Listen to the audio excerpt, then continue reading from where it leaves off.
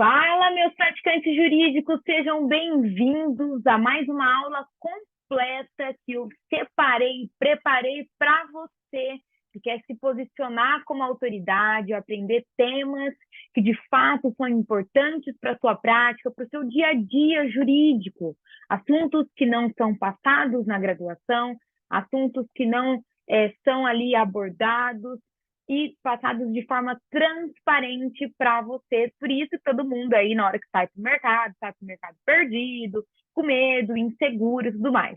É esse o meu objetivo com você, a minha missão com você que está aí acompanhando o nosso canal semanalmente, todas as aulas. Eu, assim, garanto para você que se a partir de hoje você acompanhar todas as aulas, todo o conteúdo semanal, participar do grupo e tudo que a gente tem aqui, a sua autoridade será transformada cada vez mais. Tem muito conteúdo bom, tem muita gente que vem fazer algumas perguntas para mim, eu falo, tá lá, tá no vídeo tal, tem meia hora de conteúdo, tem meia hora de aula completa para você entender tudo isso, para você desenvolver suas habilidades. E por isso que eu trouxe esse assunto aqui hoje também, dos erros cometidos no recurso de apelação, por que eles existem e como que eles podem te prejudicar na prática.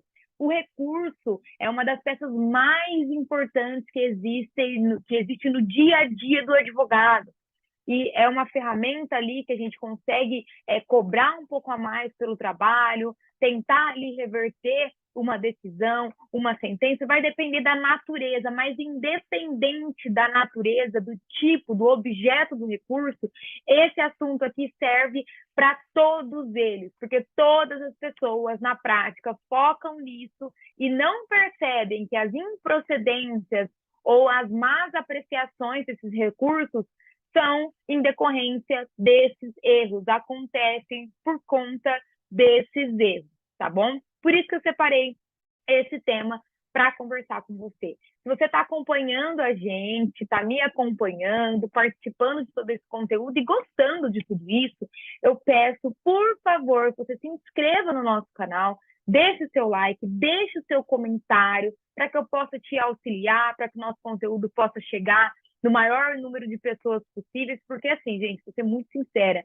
quando eu estava na faculdade, eu queria muito ter uma pessoa como eu, para que eu pudesse tirar as minhas dúvidas, ter assunto prático, assuntos reais e assuntos de verdade. Então, vamos lá. Erros cometidos no recurso de apelação, por que eles existem e como eles te prejudicam na prática. Então, na aula de hoje, a gente vai passar por esses pontos, tá? O que você vai aprender hoje? Utilização de modelos, ausência de análise de prova, não entender o posicionamento do tribunal, daquele tribunal que você está enviando o seu recurso, o juízo, né, que você está enviando o seu recurso, não saber utilizar técnicas de convencimento que vão além dos destaques. Então, assim, todos esses 4 pontos que eu separei aqui para falar com vocês são para auxiliar e orientar, e dentro deles eu vou apontar os erros que as pessoas cometem e quais são as consequências jurídicas / práticas de todos esses erros. Então, vou passar ponto a ponto. Já peço para você que está aí do outro lado da tela, pegar ali o seu bloco de anotação, pegar o seu caderno, colocar o Word aberto aí no seu computador para anotar ponto a ponto do que eu vou te ensinar hoje, porque são lições que toda vez que você abrir um recurso para fazer, você vai pegar essas lições e vai colocar ali na sua prática. Não é um conteúdo para você manter arquivado, é um conteúdo para você utilizar no seu dia a dia. Muitas pessoas vêm falar assim, Lud, me passa uma orientação, me passa um modelo, me passa um segredo do recurso, o que eu posso ou não posso fazer. E, na verdade, não existe essa análise tão básica para um recurso. Mesmo quando você aprende recurso na teoria, é possível observar que ele possui muitas coisas específicas, muitos pontos delicados, mesmo na teoria. Imagina como que isso fica, então, na prática, na hora que a gente vem para esse universo de verdade. Imagina você com a responsabilidade de elaborar um recurso para o seu cliente sozinho. Você aí, pegar, abrir o computador e ter essa responsabilidade. Então, por isso que eu quero passar todas essas informações para você hoje. Então, assim, utilização de modelo. Por que as pessoas ainda utilizam modelos? E, assim, por que as pessoas usam como pontapé inicial? A utilização de modelos, ela não é proibida, tá? Mas utilizar isso como pontapé inicial é o erro que você não pode cometer. O pontapé inicial deve ser com base na análise da sentença e também das provas que foram produzidas, que eu vou falar um pouco mais à frente dessa aula. Mas, assim, quando você visualiza o capimento do recurso e vai direto no Google para procurar modelo, você está cometendo um erro muito grande que vai te prejudicar. O seu recurso não será apreciado da melhor maneira possível, porque existe uma percepção daquele tribunal, da cópia e da cola daquele recurso. Porque muita gente faz isso. E por mais que existam várias câmaras, vários tribunais, uma hora ou outra vai aparecer esse mesmo modelo. Você está pegando o modelo de uma pessoa e não está utilizando técnicas e prática específica para transformar aquele modelo no seu modelo. Não é proibido usar, repito, não é proibido. Mas você não pode ter o pontapé inicial nisso e deixar aquilo da mesma forma, só alterar ali nome, algumas coisinhas, dar aquela lida por cima no último dia do prazo e mandar para o tribunal. Pelo amor de Deus, isso é um erro tremendo. E isso é um erro que prejudica não só a apreciação, mas também o resultado daquele recurso, porque torna-se uma peça confusa, torna-se uma peça que aquele tribunal, né, os membros dos tribunais pegam para apreciar, para dar o seu voto, para dar o seu posicionamento, e eles não entendem a linha de raciocínio. Por quê? Cada caso é um caso. Então, se você pegar um modelo e não tiver estratégia para adaptar aquele modelo para o seu caso, para o seu cliente, de acordo com o seu processo, aquilo vai ficar muito superficial. Às vezes, é melhor você não utilizar um recurso, mas conseguir colocar a sua narrativa ali, a sua persuasão ali, do que pegar um modelo, começar a se perder no meio de tanta coisa que a gente encontra em modelo e não conseguir passar, de fato, o que você quer, qual que é o seu objetivo com aquilo. Os modelos têm como base a estruturação da peça, que é o mínimo que a gente tem que saber para levar um recurso para apreciação do tribunal. Mas as demais coisas, né, não é só cabimento, não é só prazo, não é só a tese ali do preparo recursal, e os detalhes da instrução processual, onde que ficam quando você simplesmente passa por cima e utiliza um modelo. Sem falar nos erros aqui que eu separei também. Porque tem gente que é tão superficial e tão teórico que pega o modelo, deixa ali aquelas coisas que ela acha que é importante, o achismo vai acabar com o seu processo, tá? O achismo vai acabar com a sua tese. Você pode ter a melhor tese possível. Se você acha que ela é cabível para aquele caso sem análise, você está cometendo erro e está deixando isso dentro da sua peça que vai para o tribunal. Gente, a primeira vez que eu me deparei com isso, que eu falei, caramba, vou fazer um recurso para o tribunal, caramba! Quem que será que vai receber? Quem que será que vai ler?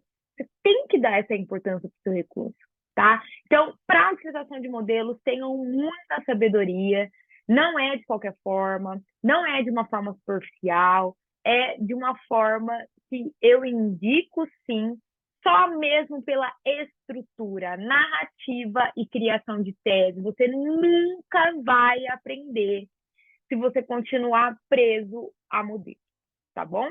Vamos para a próxima fase aqui. Então, assim, outro erro que a galera comete muito é a ausência de análise de prova. Por quê? onde que deve começar a sua análise não só para interposição, mas também para suas razões e fundamentações recursais, por meio de tudo que foi produzido durante a instrução processual. Então, isso é a análise de prova. Quando você quer utilizar da ferramenta do recurso, é por dois motivos. Uma, porque você quer uma nova apreciação, e essa nova apreciação não vai ser mais por um juiz, mas sim por um tribunal, por várias pessoas dentro daquele tribunal. E isso tem tudo a ver com o duplo grau de jurisdição. Então, às vezes, quando a gente vai fazer um recurso, você acaba analisando de uma maneira superficial e não coloca ali detalhes sobre a instrução processual lá no primeiro grau, lá no juízo de origem. Então, isso faz com que esse recurso seja fraco, porque ele vai chegar ali para aquela Câmara, para aquele tribunal, de uma maneira muito rasa, de uma maneira muito superficial, e ali é impossível eles começarem a inventar coisas para conseguir julgar e apreciar o seu recurso. Por isso que essa análise de tudo que foi feito na instrução processual é tão importante, porque daí você vai conseguir, de fato, expor dentro daquela peça processual todas as suas cartas e teses com base nisso.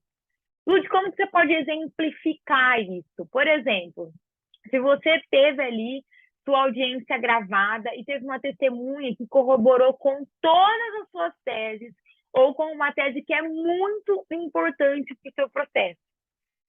O que você vai fazer? Mencionar somente na sua peça ali do recursal que está uma prova boa, que foi uma prova boa, e colocar ali os minutos exatos para que aquela pessoa que está apreciando pegue aquilo e por conta própria vai lá consultar? Obviamente que não, você vai criar uma tese dentro do seu recurso com um título do depoimento da testemunha tal.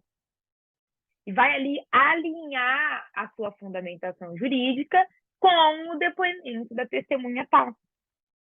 Percebam que isso traz muita base, traz uma base sólida demais para o seu recurso.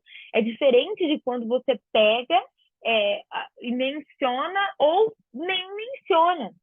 Então, essa ausência de análise de prova faz com que seu recurso não fique específico e as teses não fiquem claras. Elas precisam ficar claras. Não esqueça que a ferramenta, o princípio do duplo grau de jurisdição é para levar aquela matéria para outro grau. Então, são outras pessoas que estarão apreciando aquilo. A pessoa, quando ela está elaborando o recurso de apelação, ela elabora e tudo aquilo está na cabeça dela, porque ela advogou durante toda aquela ação. Só que é como se fosse outro processo começando. Então, quando você vai levar aquelas razões ao tribunal, você não pode dar a entender que todo mundo sabe do que você está falando. Por isso que a análise de prova é tão importante.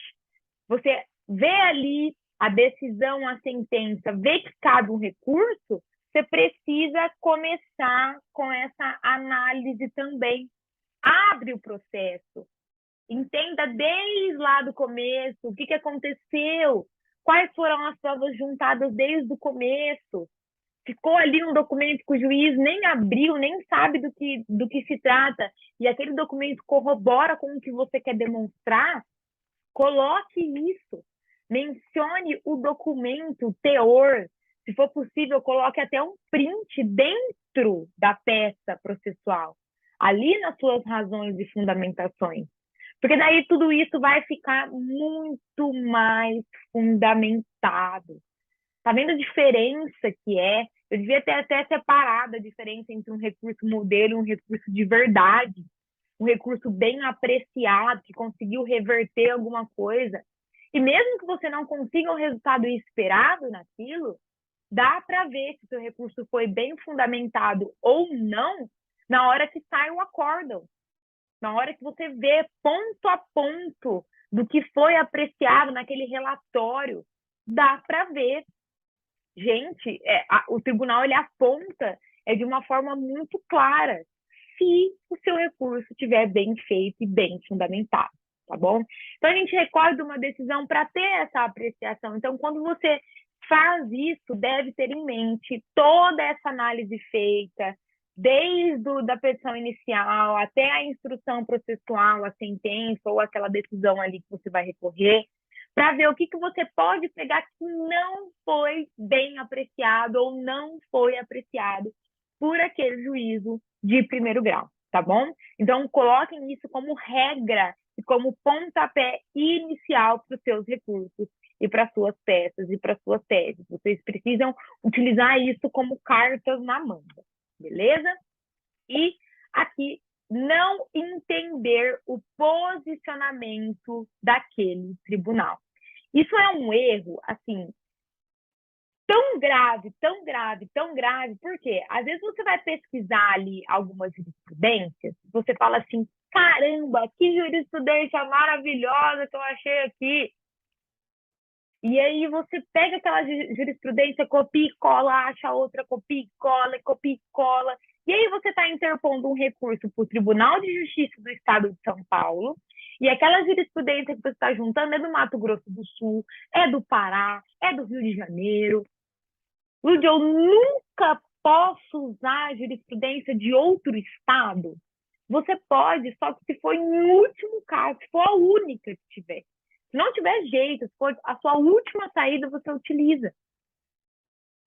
Mas sempre é possível, assim, na maioria dos casos é muito possível você não só encontrar a jurisprudência perfeita ou mais ou menos cabível, que tem aquele ponto específico que você quer mostrar e demonstrar para aquele tribunal, mas também, quando você começa a utilizar essa ferramenta e estudar as jurisprudências daquele tribunal que você vai recorrer, você entende como é o posicionamento daquela Câmara. Você entende como que eles apreciam, como que vem sendo julgados os temas daquele tribunal. É diferente quando você vai longe, só copia e cola. Praticantes jurídicos, você aí que está do outro lado da tela, aprenda a utilizar a ferramenta de pesquisa para o seu dia a dia prático. Isso é uma ferramenta incrivelmente poderosa. Às vezes eu pego ali um recurso para fazer, eu falo, caramba, da onde que eu vou tirar a fundamentação para isso? Está muito complexo, está muito confuso. E aí, quando eu começo a pesquisar coisas para aquele tribunal que eu vou recorrer, eu não só acho a jurisprudência legal, aplicável ao caso, mas também eu encontro coisas incríveis. Eu entendo como está o posicionamento daquele tribunal. E às vezes, se não na maioria dos casos, é muito importante você entender tudo isso e fazer essas pesquisas até mesmo antes de conversar com o cliente, decidir junto com ele a questão da interposição do recurso. Porque é diferente você ligar para o seu cliente e falar, cabe recurso sim, analisando ali só o cabimento e não as demais informações que são tão importantes. É preciso ter esse sei lá qual palavra que eu posso utilizar, mas essa preocupação de entender como que aquele tribunal está pensando atualmente. Então, filtrar por região e por data mais perto ali do ano que você está recorrendo, a mais atual possível, é muito importante, tá bom? Então, assim, achar que a jurisprudência convence por si só é um erro. Pegar, copiar e colar ali um monte. Tem gente que coloca o nome da tese e não discorre sobre ela, não convence nada sobre ela e cola um monte de jurisprudência. Vocês acham mesmo que aquele desembargador, aquele relator vai ler tudo aquilo por si só porque você teve o capricho de copiar e colar um monte de jurisprudência? Muito pelo contrário, é um recurso fraco, é um recurso horrível, horrível, tá? Não acha que o recurso grande, cheio de coisa ali, de Ctrl-C, Ctrl-V, é uma coisa boa, porque não é. tá bom? Então, não ache que a jurisprudência convence, porque ela não convence, e não saber pesquisar essas jurisprudências e entender o posicionamento do tribunal é um erro que você não pode cometer. Então, esse hábito de estudar o tribunal precisa ser adicionado no seu dia a dia, com ou sem recurso. Lúcio, você fala da prática, mas eu não tenho processo ainda. Gente, pelo amor de Deus, começa a estudar. Olha o tanto de ferramentas que a gente tem hoje. Antigamente, para encontrar uma jurisprudência, estudar um tribunal específico, tinha que sair da tua casa, pegar um ônibus, ir para a faculdade ou ir para uma biblioteca específica, ficar ali pesquisando sumário. E aí você perdia o maior tempo e não conseguia achar. Hoje você faz isso em questão de segundos. Por favor, comecem a ter responsabilidade com a sua prática jurídica. E isso tem um peso tremendo, tá bom? Não saber utilizar técnicas de convencimento, tá? E as técnicas de convencimento não são destaque. São técnicas de convencimento, existe muita diferença. Já corrigi várias peças recursais, tanto de alunos como de pessoas que vêm até mim e me pedem isso. Pelo amor de Deus, nunca tive prática e amanhã é meu prazo, me ajuda. E eu ajudo essas pessoas, dou uma aula ali, ofereço o que eu tenho de melhor da prática para essa pessoa, e aí ela fala, nossa, achei que a minha técnica processual, a minha técnica de convencimento era um destaque. Achei que só por meio desse sublinhado aqui, o tribunal ia avaliar melhor a minha tese, ia apreciar melhor a minha tese. Gente, pelo amor de Deus, isso é pensamento de pessoa teórica. Prática jurídica e convencimento a gente tem por meio de técnicas de convencimento e persuasão. Não basta você colocar destaque na sua peça processual. E muito menos colocar ali isso, além de utilizar destaque, utilizar de maneira exagerada. Isso é um erro tremendo que você não pode cometer, tá bom? Você precisa pensar com estratégia e escrever da mesma forma. Pensar e escrever, pensar e escrever. E ter estratégia não é colocar destaque. Tenta criar a sua narrativa como se fosse a primeira vez. Esqueça que teve um processo antes. Esqueça que teve a instrução antes. Como se fosse a primeira vez que você estivesse levando aquela narrativa para uma apreciação. Porque daí tudo isso vai mudar. Porque daí a forma que aquele juiz, aquele tribunal vai apreciar, vai mudar. E aí sim você vai conseguir criar as suas estratégias, pensar de forma estratégica, estudando o processo de origem, para colocar aquelas cartas de defesa ali, mas também conseguir escrever da mesma forma. Tem pessoas que possuem um raciocínio prático jurídico excelente. A pessoa fala comigo, me passa uma ideia, eu falo assim, caramba, você é extraordinário. Agora, pega essas ideias aí, não só as ideias que você teve, mas as pesquisas e tudo mais, e escreva de forma estratégica. Escreva de forma persuasiva. Vamos ver como que vai ficar teu recurso. E aí, na hora que eu pego esse recurso para analisar, eu vejo que a pessoa pensou de forma estratégica, mas não escreveu de forma estratégica e persuasiva. Por que eu falo tanto da persuasão, né?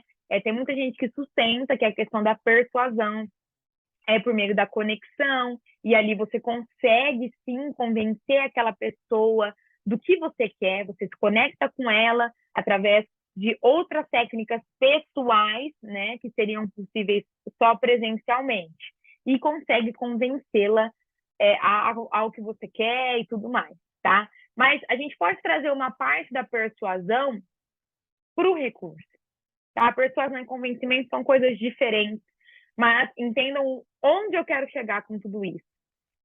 Convencer, transformar. Quando você está fazendo um recurso, você quer levar aquela apreciação para outra esfera e para outras pessoas. Então, não existe melhor fase para você aplicar essas técnicas de convencimento. E não é de maneira forçosa, é juntando o seu aprendizado técnico por meio também de estudo de jurisprudência e a sua escrita de forma persuasiva, uma escrita que vai alcançar e não cheia de detalhes. Gente, já peguei cada peça que dá pavor de ver. É uma coisa assustadora, porque você pega, lê, e não entende nada. Você não entende nada. Fica muito cansativo, uma leitura muito pesada, uma leitura muito chata, e você vê que não é um recurso bom, é um recurso péssimo, um recurso horrível. Então, assim, peguem essas orientações que eu coloquei aqui e utilizem no seu dia a dia. Utilize tudo isso, coloque como um objetivo, mesmo que você não tenha um processo. Não, vou começar a entender como que funciona o entendimento do TJSP sobre o rolo do plano de saúde. Será que se eu entrar com uma ação dessa, eu tenho chance de reverter, mesmo se eu não ganhar aqui em primeira instância na minha cidade? Como que funciona o entendimento do Tribunal de Justiça de Santa Catarina sobre tal assunto? E aí você vai pesquisando. É uma coisa que torna-se um vício. Às vezes eu não estou com prazo, mas eu quero entender sobre um assunto que está super em alta aí na internet. Lei Geral de Proteção de Dados, como que está funcionando? Então, comecem a ter a audácia e a ousadia de ter o mínimo de interesse por esse universo prático, porque daí as coisas vão se abrindo, as portas vão se abrindo, as coisas vão acontecendo. E porque eu falo assim, você não precisa esperar chegar o momento do recurso. Você pode se preparar para isso. Não é porque vai ser a sua primeira vez que você não pode estar preparado, que o ensino é isso. Essa preparação, essa transformação, essa autoridade prática, tá? Eu quero muito que vocês aprendam e desenvolvam tudo isso no dia a dia, e é para isso que eu tô aqui, né, meu povo? Tô aqui para ensinar, tô aqui para orientar vocês da melhor forma possível e colocar isso na mesa mesmo, para a gente desenvolver cada vez mais e tirar completamente o seu medo. Sabe aquele desespero na hora que você pega uma coisa que nunca fez na vida? Eu não quero que você passe por isso. E é possível sim, por meio do conhecimento prático. É possível sim aprender a prática antes que ela chegue por meio de alguma peça, algum atendimento, alguma audiência, tá bom? Por meio dessa prática que eu passo para vocês e dessa realidade, tá? Então, vamos lá. Nossa aula chegou ao fim, infelizmente. Eu tenho até dificuldade para finalizar as aulas aqui, mas se você gostou de tudo isso, deixa o seu comentário, se inscreva no canal, é muito importante que você fique aqui conosco para receber tudo lá no Instagram do Papo Jurídico, na bio, tem um link no qual você consegue se inscrever e garantir ali a sua vaga na nossa comunidade, no nosso grupo de WhatsApp, no qual eu dou vários insights da prática jurídica semanalmente, com envio de material, com avisos, notícias e tudo mais. Espero que você tenha gostado desse conteúdo, deixe o seu comentário, tire a sua dúvida, e eu estou sempre aqui para te auxiliar e te orientar da melhor forma possível na prática jurídica. Não esqueça que toda semana tem várias aulas liberadas aqui no canal para você. Tchau, tchau e até a próxima.